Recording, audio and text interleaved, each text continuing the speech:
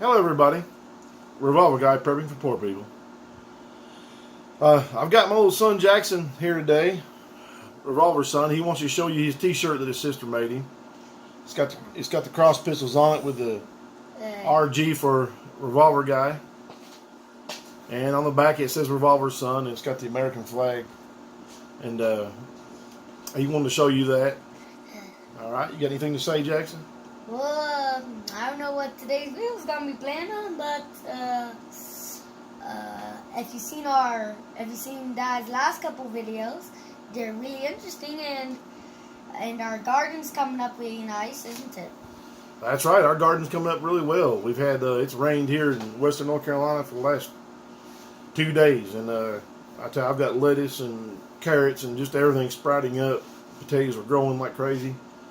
And still got a lot more mulching to do, but I've got some of that down. And yeah, everything's just coming along good. Just getting ready so we can have everything planted. And here, probably next week, I'll plant the rest of it. Then we'll just be tending to it. And I'll make some videos and we'll show you what we're doing there. With some tips and things that I do. And then as it comes on into harvest, I'll make some videos with that.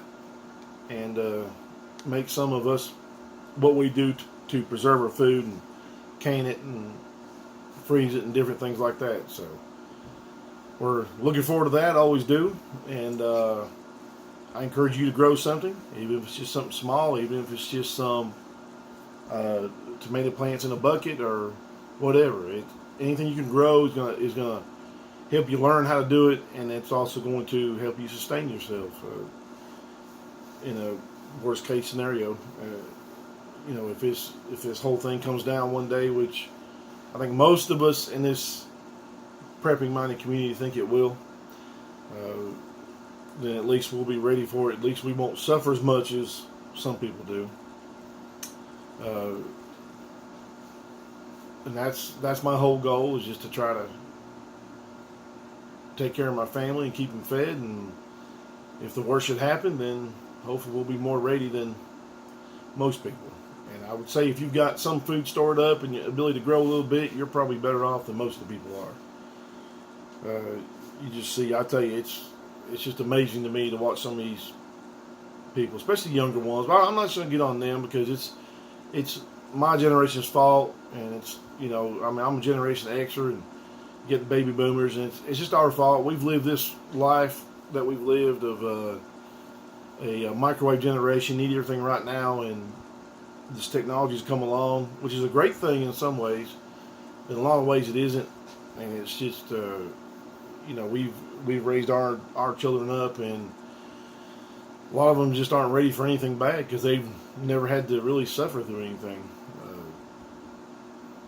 I think some of the baby boomers did, and a few of the Gen Xers did, but very few of your millennials have really had to go through much. We've had a pretty prosperous life here in this country. And we're getting ready to pay for that, though, because we've borrowed and borrowed and borrowed. You just can't keep doing that. So I encourage you to get ready, try to get as debt-free as you can, and try to live as much of a self-sustaining lifestyle as you possibly can. I think you'll be glad you did. And even if nothing was going to happen, living that kind of lifestyle makes you feel so free. And that's really the only way you can be free. I mean, we depend on the government, we depend on companies to supply everything for us, and we've just about gotten to the point where we do nothing for ourselves anymore. So I'd encourage you to do that. You got always have a lot of stuff going on. You still got that mess down in Venezuela. You got North Korea shooting missiles off, and who knows what they've really done and how accurate they were and all this, because they're just a big propaganda machine. But it's still something that could one day be an enemy that we're facing. You know, like the Bible says, you'll hear of wars and rumors of wars, and that's pretty much all you hear anymore. You know, the wheels of war are turning around, and all over the world. I mean, we're talking Asia, Middle East, South America. You know, pretty much the whole world is in a right now they're kind of in a standoff. They're all kind of flexing their muscles and No one really knows where it's going to go. I think a lot of them are scared. You know, I mean, even the big powerful countries like us and the United States, Russia and China, they don't really want a nuclear war because it'll just destroy the whole earth. So what good is that going to do anybody? But some of these people are crazy enough to get it started. You know, the leader, Kim Jong-un over there, North Korea, he's just a radical idiot. You know, you got the leader of Iran, who I don't think really would care. But to me, the way I've always thought about it is it'll be one of them fools that probably gets it kicked off, and kind of like when you got some big dogs and a little dog, you got a little dog goes up there and starts barking and raising Cain, and the big dogs get up and start a big fight. That's kind of what I see going on. I think most of our leaders know what they're up to, but if a large strike or a nuclear strike is launched, then there's going to have to be repercussions for that. You know, and you've got Palestine over there launching rockets into Israel yesterday, and Israel coming back with airstrikes, and it's just a big constant mess all the time. You know, I mean, I'm not a I support Israel. I think being a Christian, you have to support the Jews, but I don't support everything they do. I don't agree with everything they do. But most of the time, when they do something, it's in retaliation to what the Palestinians have done.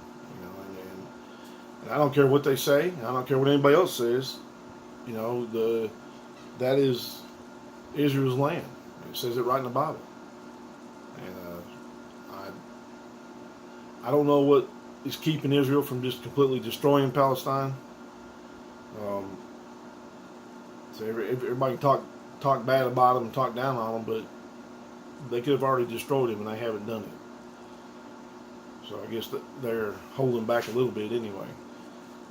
And then, of course, you got Iran over there and different countries that absolutely hate Israel. And I think we're the only thing standing in their way. They know that if they attack them, then we're going to attack. And but in the end times, Israel will not be destroyed. You know, as a matter of fact, the Bible says the whole world will come against Israel, and that includes us. So, whatever's going to happen there, I don't know. But anyway, I'd say we just need to keep vigilant and keep preparing, keep praying, be ready for whatever comes. The wheels of war will continue to turn, and we will continue to prepare. So that's all we can do. Anyway, thank you for watching. Jackson and I would like to ask you to click like and subscribe if you haven't already. Try to share some of my videos if you think anything will help somebody. That's what I'm here to do. I'm certainly not here to make any money off of it. And remember, all gun laws are unconstitutional.